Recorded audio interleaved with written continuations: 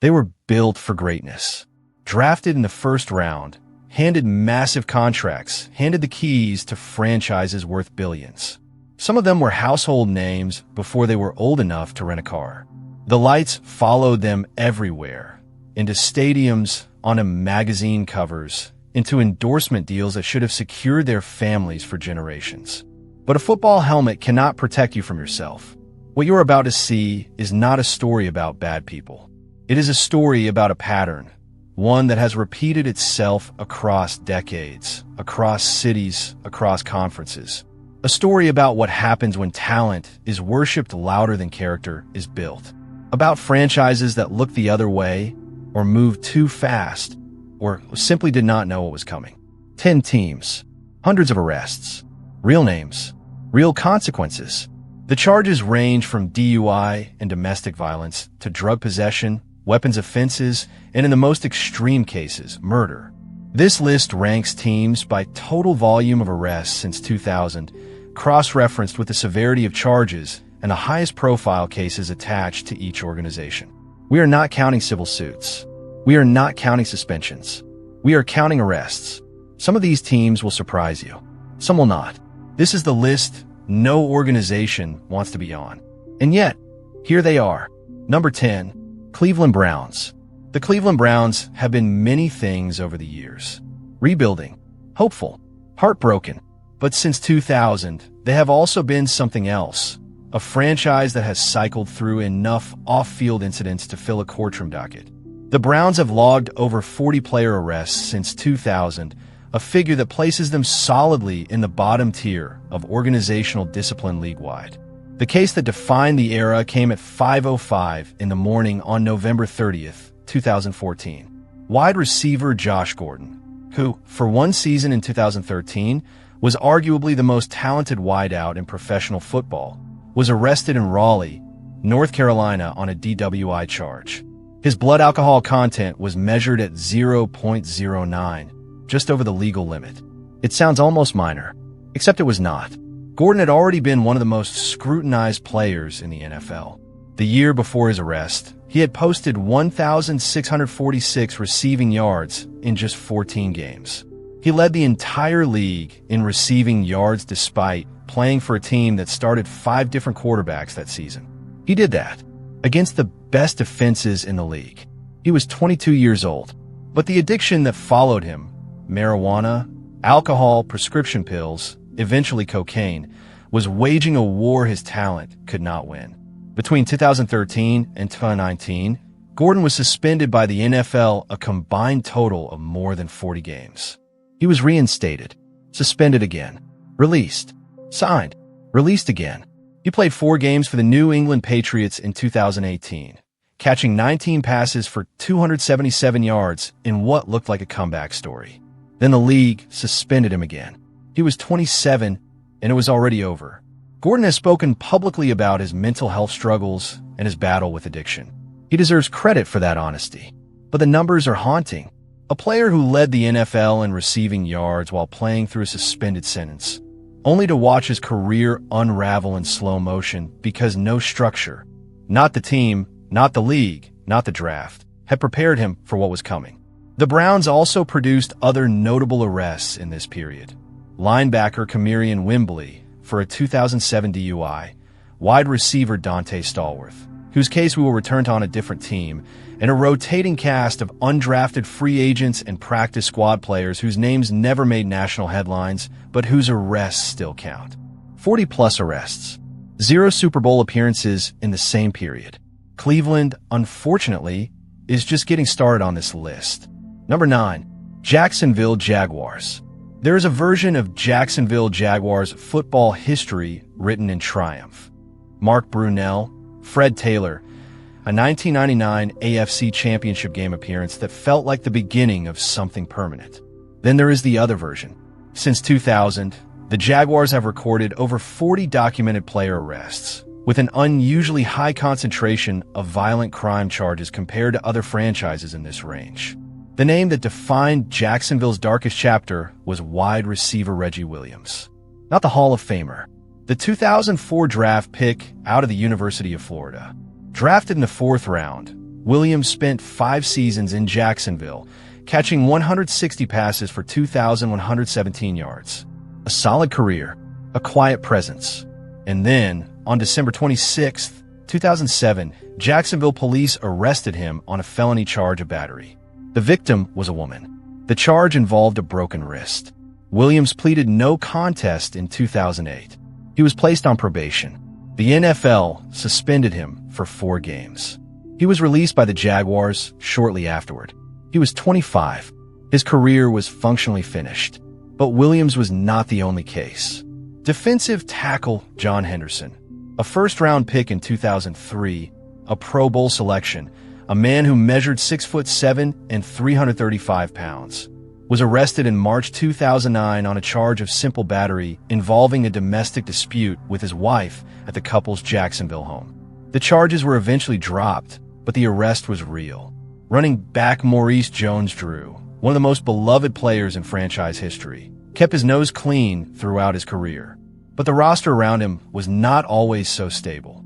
The Jaguars' problem, historically, has been less about individual superstars and more about a culture of permissiveness that allowed low-level incidents to stack up without consequence. A DUI here, a marijuana charge there, a disorderly conduct arrest after a bar fight. None of them earth-shattering alone. Together, they form a picture. 40-plus arrests. 1 playoff win since 2000. Number 8. Chicago Bears. The Chicago Bears play in Soldier Field. They play in the wind and the cold, on a sideline that has hosted some of the most legendary figures in NFL history.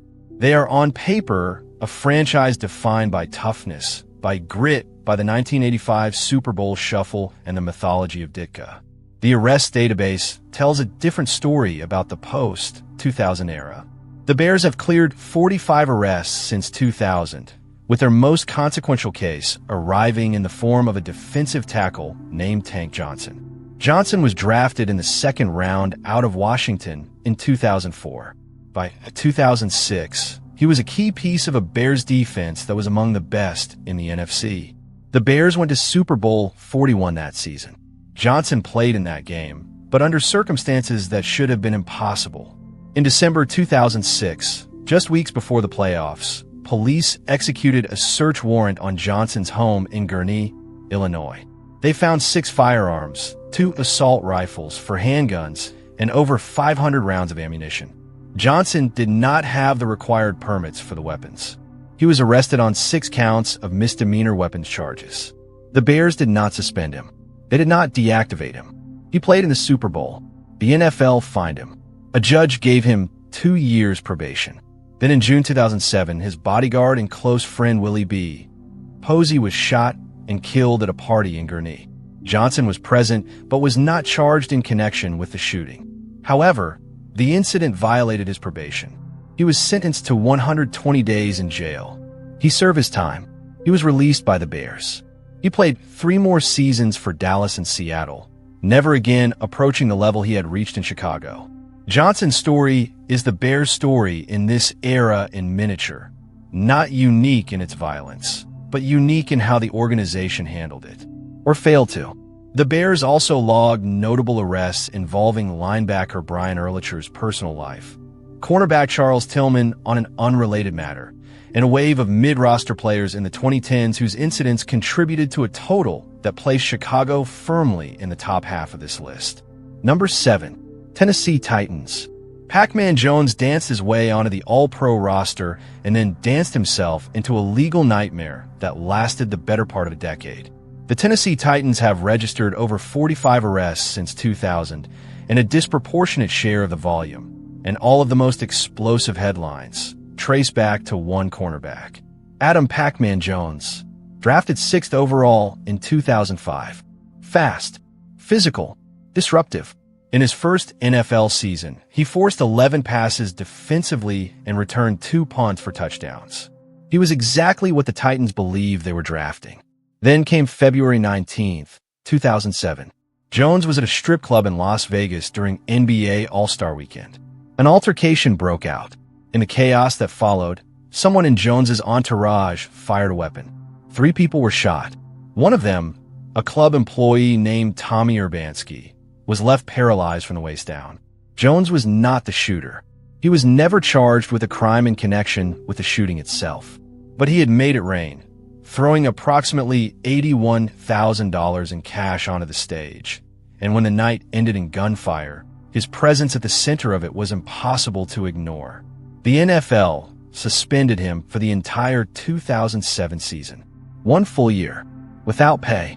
Jones attempted comebacks with the Cowboys, the Bengals, and again with the Titans. His legal record continued to grow. A 2008 altercation in a Dallas hotel, a 2010 incident in Cincinnati, a 2012 arrest. Each time, the narrative reset. Each time, he returned. The NFL kept giving him chances, and the NFL kept watching those chances dissolve. By the time Jones retired in 2019, he had been arrested or cited by police a staggering 8 times across his career. Tommy Urbanski's life never recovered. He remained in a wheelchair. There is no clean ending to write here. Number 6, Denver Broncos. If you want to understand why the Denver Broncos appear at number 6 on this list, and not lower, you need to understand the pressure valve that an elite quarterback can create. When John Elway played in Denver, the off-field culture was managed. When Peyton Manning arrived in 2012, the culture was managed again. But in the years between Elway's retirement and Manning's arrival, and during the transitional chaos of the post-Manning era, Denver's roster accumulated an arrest record that places them in uncomfortable company. Over 50 player arrests since 2000. The highest profile case did not belong to a peripheral player. It belonged to a starter, a cornerback who was supposed to be part of the foundation. Darrent Williams. In the early hours of January 1st, 2007, New Year's Day, Williams was riding in a limousine through downtown Denver after a teammate's party. He was 24 years old. He had just completed his second NFL season.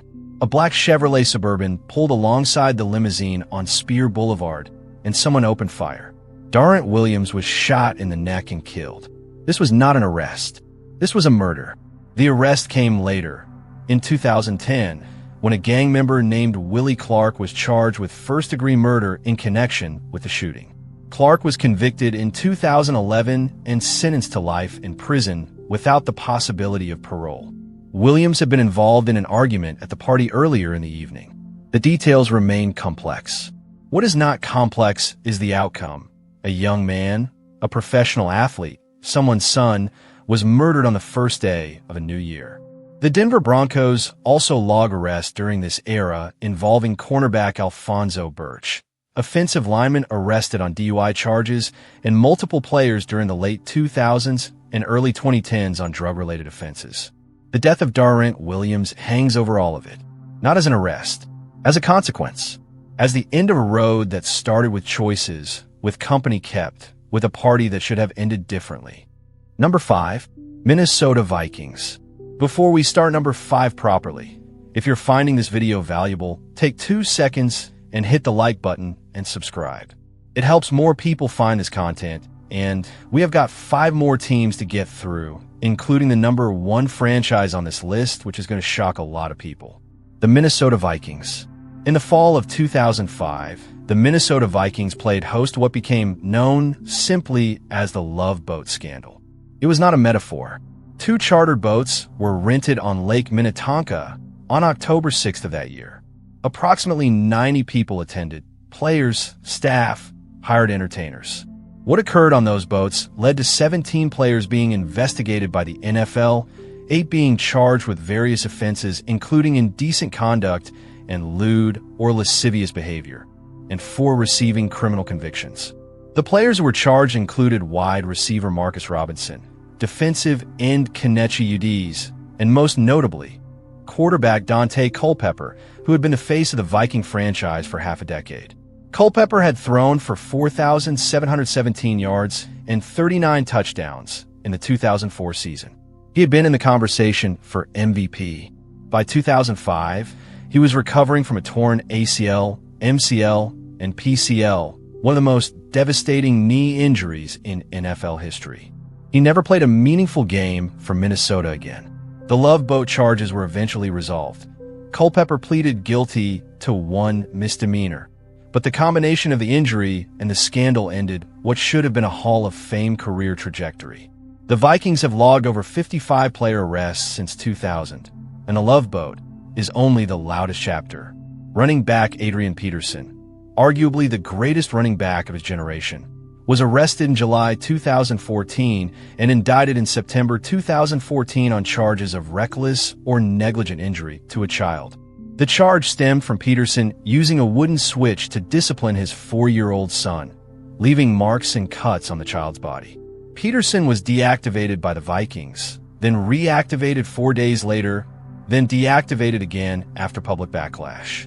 He pleaded no contest to a reduced misdemeanor charge of reckless assault in November 2014. He was fined $4,000 and sentenced to 80 hours of community service. The NFL suspended him for the remainder of the 2014 season. Peterson came back. He rushed for 1,485 yards in 2015. He was 30 years old and still one of the best players in the league. There is a particular kind of cognitive dissonance that the NFL demands of its fans when cases like Peterson's occur. The ability to watch someone who's been found criminally culpable for harming a child run 40 yards through a defense on a Sunday afternoon. The Vikings asked their fans to perform that dissonance twice within the same month of 2014. The fans did it. The stadium was full. Number 4. Cincinnati Bengals. Here is everything you need to know about the Cincinnati Bengals' relationship with player arrests in the mid-2000s. In January 2006, the Bengals opened their playoff season against the Pittsburgh Steelers with 9 active players who had been arrested in the previous 12 months. 9 on the roster. At the same time, since 2000, the Cincinnati Bengals have recorded over 60 documented player arrests, one of the highest raw totals in the league. For a stretch between 2005 and 2010, they led the NFL in arrests by a margin that was not close. The cases span the full spectrum. Wide receiver Chris Henry, a 4th-round pick out of West Virginia in 2005 who had legitimate deep threat talent, was arrested 4 times between 2006 and 2008. Drug possession in Las Vegas, providing alcohol to minors in Kentucky, carrying a concealed weapon without a permit in Georgia. Another drug charge. The Bengals suspended him, reinstated him, suspended him again. Henry was 26 years old when, on December 16, 2009, he fell from the bed of a moving pickup truck during an altercation with his fiancée in Charlotte, North Carolina. He suffered a traumatic brain injury and died the following day. He was 26. Linebacker Odell Thurman was drafted in the 2nd round in 2005. He was one of the most impressive rookies in the NFL that year. 100 tackles, 2 interceptions, 2 fumble recoveries. Then he tested positive for a banned substance. Then he tested positive again. Then he was suspended for a full season. Then he was suspended again. He never played another NFL game. Defensive tackle Damata Pico was arrested in 2007. Cornerback Leon Hall in 2009. Running back Cedric Benson had 2 separate boat-related assault charges in Texas in 2008, which is a sentence that sounds absurd but happened. And then there was Adam Jones again. Remember him from Tennessee? The Bengals signed him in 2010 after the Titans released him. They knew his history. They signed him anyway. He was arrested again in 2012, and again in 2016, on a felony charge of harassment with a bodily substance after he allegedly spit on a hospital nurse. The Bengals cycled through these cases for over a decade. Owner Mike Brown was criticized repeatedly for not implementing the kind of character screening and player support infrastructure that might have caught some of these situations earlier. The 2021 Super Bowl run, driven by Joe Burrow and Ja'Marr Chase, felt like a genuine turning point in organizational culture. The arrest numbers in recent years have declined sharply, but the 2000s were what they were. And 60-plus arrests is not a footnote. It is a chapter. Number 3. Dallas Cowboys. Jerry Jones has built one of the most valuable sports franchises on the planet. The Dallas Cowboys are worth over $9 billion. They sell out AT&T Stadium every Sunday. They are America's team. They are also, since 2000, one of the most arrested rosters in the NFL. 60-plus arrests. And because this is Dallas, because this is the Cowboys, almost all of them came with national headlines. Start with defensive tackle Josh Brett. On December 8, 2012, at approximately 2 o'clock in the morning, Brent drove his Mercedes-Benz at high speed into a curb near a Dallas nightclub. The car flipped. His passenger, his teammate, his close friend, linebacker Jerry Brown Jr., was killed on impact. Brent's blood alcohol level was 0.18, more than twice the legal limit. He was charged with intoxication manslaughter. He was convicted in January 2014 and sentenced to 180 days in jail and 10 years probation. He served 180 days. He was released. The Cowboys released him, then signed him again, then released him again. Jerry Brown Jr. was 25 years old. The Cowboys' off-field history in this era also runs through cornerback Adam Jones. Yes, the same one who played for Tennessee and Cincinnati, who Dallas acquired in 2008 while he was serving his NFL suspension. Jones was arrested again in 2008 in a Dallas hotel bar for a fight that resulted in a police officer being punched. He was eventually found not guilty on the criminal charge, but the NFL suspended him for 6 additional games. Wide receiver Dez Bryant, one of the most gifted pass catchers of his generation, a man who finished his career with 531 receptions and 73 touchdowns, was arrested in July 2012 on a domestic assault charge involving his mother. The charge was eventually dismissed, but not before the Cowboys and the NFL and the Dallas media had spent months processing the implications. Bryant's college background was complicated. His upbringing was brutally difficult. His mother struggled with addiction.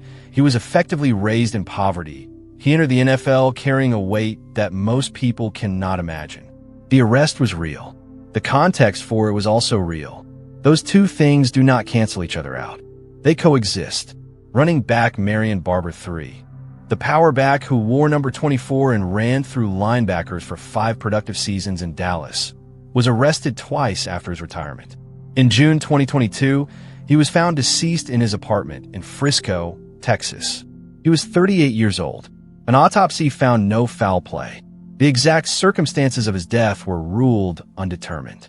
He had struggled with mental health issues for years after football. The Cowboys are not just on this list because players made bad choices. They are on this list because an organization that has the resources to build literally anything chose, for decades, to invest more in talent acquisition than in the infrastructure that keeps talent from destroying itself. Number 2, Pittsburgh Steelers. 65-plus arrests since 2000. A franchise that has won 2 Super Bowls in this period. A roster that has been celebrated, analyzed, and lionized by generations of football fans. And behind all of it, a pattern that does not get discussed in the same breath as the Lombardi trophies. The most damaging story in Steelers history, the one that eclipses every other incident in this period, does not involve a conviction. It does not involve a prison sentence. It involves the team's own starting quarterback, a 2-time Super Bowl champion, one of the most recognizable athletes in America. Ben Roethlisberger was accused of sexual assault twice. The first accusation came in 2009. A woman filed a civil lawsuit alleging that Roethlisberger had sexually assaulted her in his hotel room during a golf tournament in Lake Tahoe in 2008. The suit was settled out of court in 2012. Roethlisberger admitted no wrongdoing. The second incident occurred in Milledgeville, Georgia on the night of March 5, 2010. A 20-year-old college student accused Roethlisberger of sexual assault in a nightclub bathroom. Georgia authorities declined to prosecute, citing insufficient evidence and the victim's unwillingness to continue with criminal proceedings. Roethlisberger was never charged with a crime. The NFL investigated and suspended him for 6 games. The suspension was later reduced to 4 games based on his compliance with behavioral evaluation and treatment. He returned. He played until 2021. He retired as one of the most statistically accomplished quarterbacks in NFL history. 64,088 career passing yards for 118 touchdowns, 2 Super Bowl rings. The accusations followed him everywhere. They did not end his career. They did not result in criminal charges. But they are part of the record, and a discussion of the Pittsburgh Steelers' off-field history in this era cannot be complete without them. Beyond Roethlisberger, the Steelers accumulated arrests involving defensive end Ziggy Hood, linebacker James Harrison on a domestic violence call in 2008, wide receiver Santonio Holmes, who was traded to the Jets in 2010 in part because of conduct issues and a marijuana suspension, and running back Le'Veon Bell on a marijuana possession charge in 2014. Holmes, for context, caught the Super Bowl-winning touchdown in Super Bowl 43, a 6-yard grab in the back of the end zone with 35 seconds remaining. One of the greatest catches in Super Bowl history. He was 25 years old. He was named the game's MVP. He was suspended the following season. The Steelers are not unusual in generating arrests. What makes them unusual is the combination of sustained on-field excellence and sustained off-field controversy. Two tracks running parallel for over 2 decades, never quite colliding, never quite resolving. Number 1. San Francisco 49ers. Over 70 documented player arrests since 2000. The most of any franchise in the NFL by most counts. In one stretch between 2012 and 2015, the San Francisco 49ers were arresting or having players arrested at a rate that would have been unacceptable in any other professional context. But this was not just a volume problem. This was a severity problem. Ray McDonald, Aldon Smith, Ahmad Brooks, Carlos Hyde, Quentin Patton, Bruce Miller. The names stack up. And at the center of almost all of it was a defensive roster that was simultaneously one of the most talented in football and one of the most legally troubled. Start with Aldon Smith. Aldon Smith was drafted 7th overall in 2011 out of Missouri. He was a pass rusher with extraordinary natural ability, long arms, explosive first step, instinct for the quarterback. In his first season, he recorded 14 sacks. In his second, he set an NFL record with 19.5 sacks in a single season. 19.5 sacks. He was 23 years old. He was also already in trouble. In October 2012, Smith was stabbed at a party at the home of his teammate, quarterback Colin Kaepernick. What followed the stabbing investigation led to the discovery that Smith had illegal assault-style weapons at his home. He was eventually charged with 3 felony counts of illegal possession of an assault weapon and entered a plea deal. In September 2013, while traveling through LAX, Smith made a statement about having a bomb. It was not a bomb threat, but in an airport in 2013, that statement resulted in a bomb scare that shut down the terminal. He was charged with making criminal threats. In August 2014, he was arrested for DUI after crashing his vehicle into a tree in San Jose. He sought treatment. He was placed on the commissioner's exempt list. He was traded to Oakland in 2015. He was released by Oakland in 2015. He was suspended by the NFL for 9 games in 2015, then indefinitely. In 2018, he was arrested again in Santa Clara on suspicion of domestic violence and vandalism. He was reinstated by the NFL in 2020 and signed by the Cowboys. He recorded 5 sacks in 2020 in a legitimate comeback story. Then in April 2021, he was arrested for DUI again. He was released. He has not played professional football since. Aldon Smith was generationally talented. He may have been the most gifted pass rusher of his generation, and he has been arrested at least 6 times.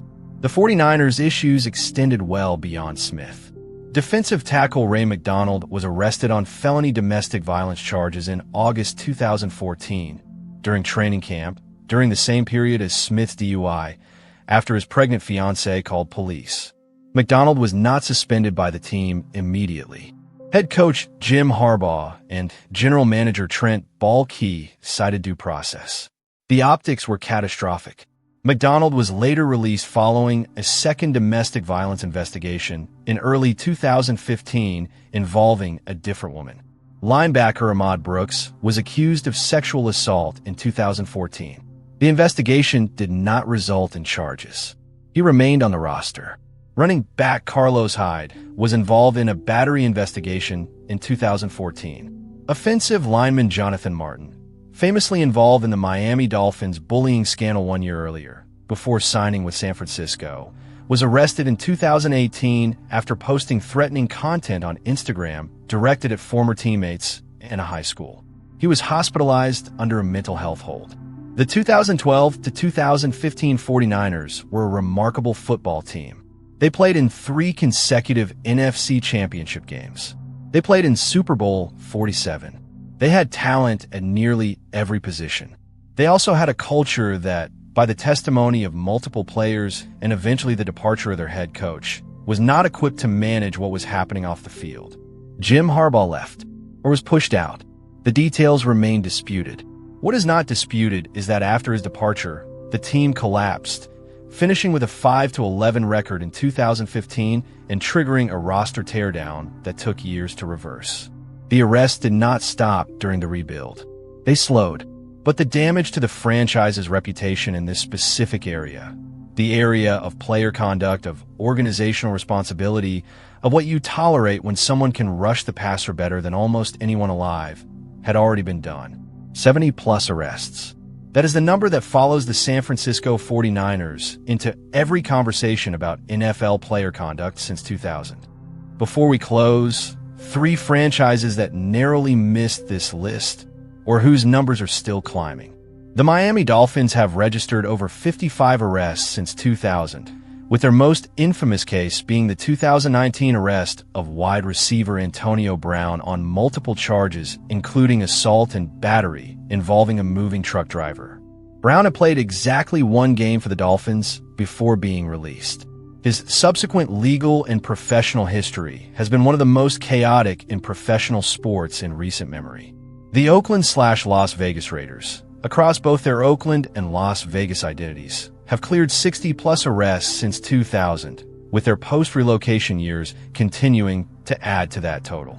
The Raiders have historically operated with a tolerance for character risk that traces back to Al Davis's explicit philosophy of valuing talent above all else. The New England Patriots, who win more games than almost any franchise on this list, have also generated significant arrest volume, most prominently in the Aaron Hernandez case, which was not simply an arrest, but a first-degree murder conviction. Hernandez, a Pro Bowl tight end who had signed a $41 million contract extension with New England in August 2012, was arrested in June 2013 in connection with the murder of his friend Odin Lloyd. He was convicted in 2015 and sentenced to life in prison without the possibility of parole. He died by suicide in his cell on April 19, 2017, 3 days after the Patriots' Super Bowl ring ceremony. Hernandez was 27. Here's the thing about this list that stays with you long after the names fade. Every person on it was gifted enough, skilled enough, fast enough, strong enough, disciplined enough in some fundamental way to reach the highest level of the most competitive professional sport in America. The NFL does not hand out roster spots. You earn them. In sweat, in early mornings, in years of sacrifice that most people will never be asked to make. And then the game gives you everything. Money, recognition, the feeling of being untouchable on a Sunday afternoon in front of 70,000 people who are screaming your name. What the game does not give you, what no contract can provide, what no signing bonus can buy, is the internal architecture to handle it. The self-knowledge, the support structure, the honest voice in your ear that says, this road leads somewhere you do not want to go. Some players built that voice themselves. Some had families who built it for them. Some were lucky enough to find coaches or teammates who could say the hard thing at the right moment. And some didn't. And the record shows what happens when they didn't. This is not a story about bad people. It is a story about an industry that has always been better at building athletes than building men. An industry that will put a player's face on a jersey and ask nothing of itself in return. The arrests are not the story. They are just where the story ended up. If this video opened your eyes to a side of the NFL that doesn't get enough coverage, hit the like button and subscribe. Drop the team you think should have been higher on this list in the comments. See you in the next one.